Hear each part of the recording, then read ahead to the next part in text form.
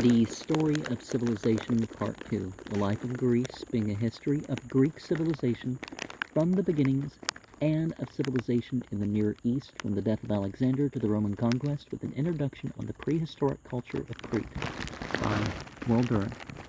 Chapter 25. Egypt and the West. Section 1. The King's Register.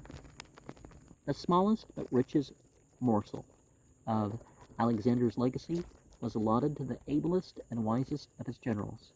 With characteristic loyalty, perhaps as a visible sanction of his authority, Ptolemy, son of Lagus, brought the body of the dead king to Memphis, and had it entombed in a sarcophagus of gold.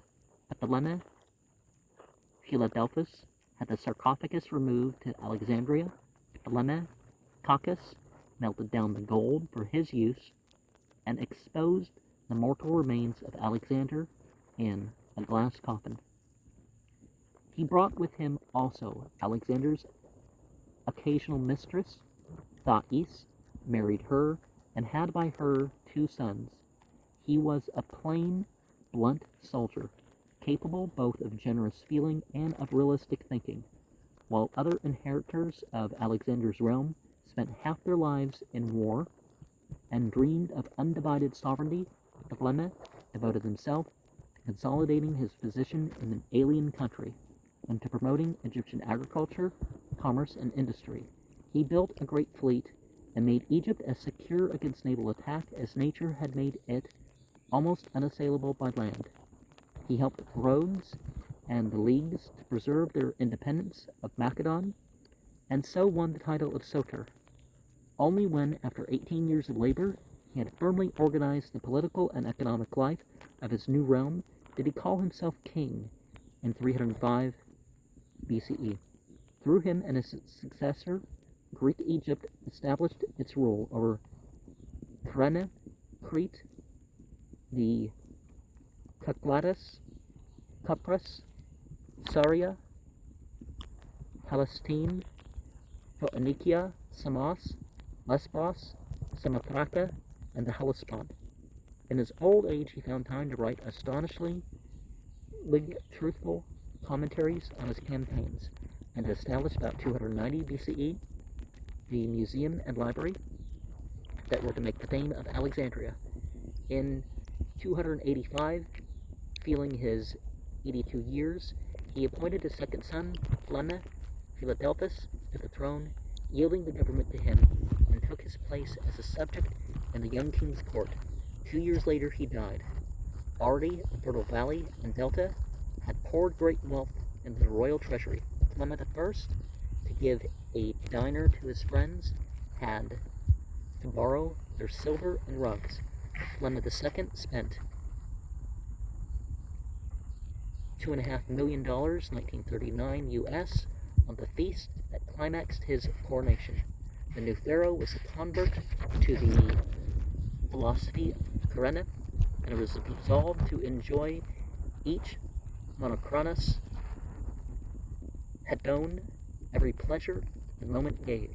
He ate himself into obesity, tried a variety of mistresses, repudiated his wife, and finally married his sister, Arsinoe. These people marrying their sisters or mothers and all this stuff.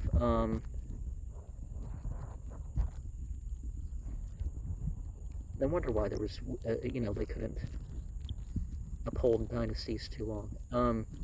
The new queen ruled the empire and managed its wars, while Ptolemy II reigned among the chiefs and scholars of his court.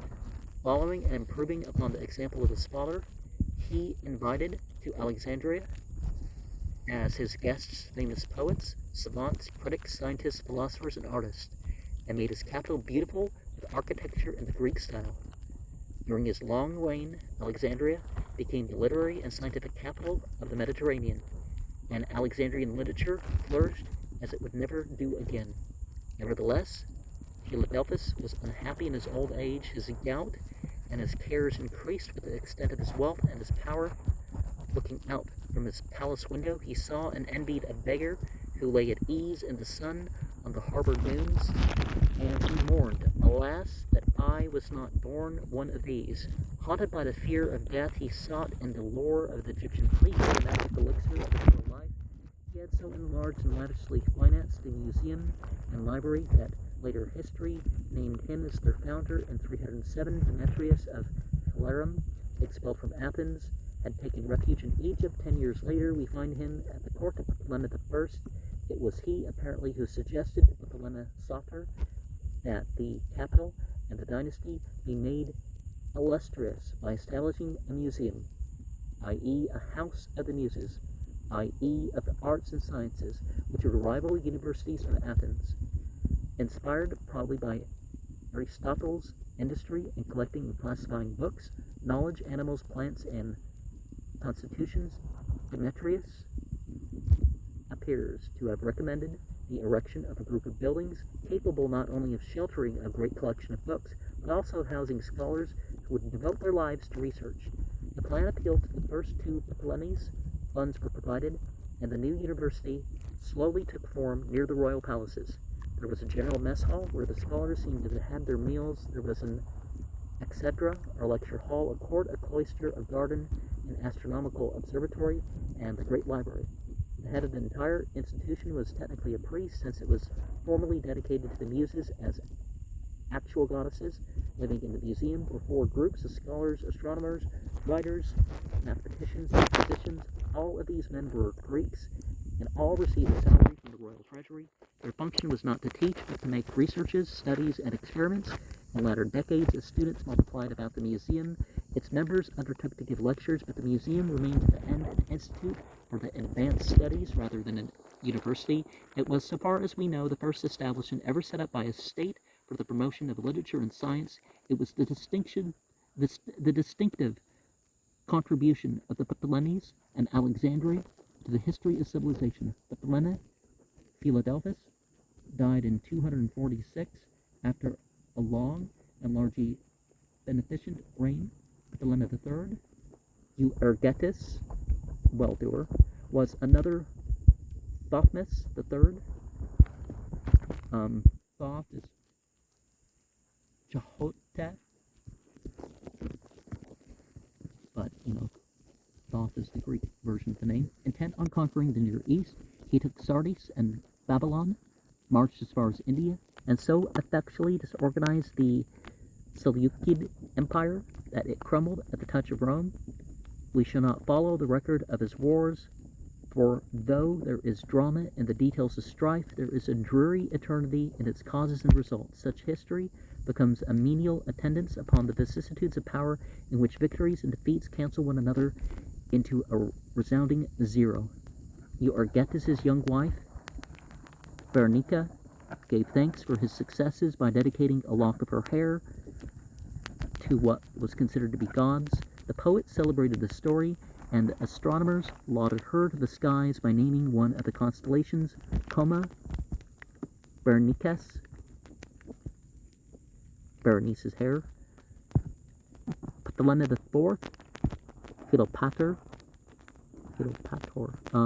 so loved his father that he imitated his wars and his triumphs, but his victory over Antiochus III at Raphia in 217 had been won with native troops, their first use by any Ptolemy, and the Egyptians, now armed and conscious of their strength, began from this time onward to break down the authority of the Greeks on the Nile. Philopator gave himself to amusement, spent much time on his spacious pleasure boat, introduced the Bacchanalia into Egypt, and half persuaded himself that he was descended from Dionysus. In 205 BCE, his wife was killed by his mistress, and shortly afterward, Philopator himself passed away. In the ensuing chaos, Philip V of Macedon and Antiochus III of Seleucia were about to dismember and absorb Egypt when Rome, with which the second Ptolemy had made a treaty of friendship, entered upon the scene, defeated Philip, sent Antiochus packing, and made Egypt a Roman protectorate in 205 BCE. And remember, Agaptus was the name that the place was given by the Greeks. And so, therefore, there was no Egypt before the Greeks conquered it. That's what I mean. Ta-we, Tua, as the Quran calls it. It comes from the term for two lands, the ancient Egyptian term for two lands, Tua, Ta-we, and Dart, Kutsmet, the black land, the red land. There's some other names that they had themselves. There's other names that the locals had for it.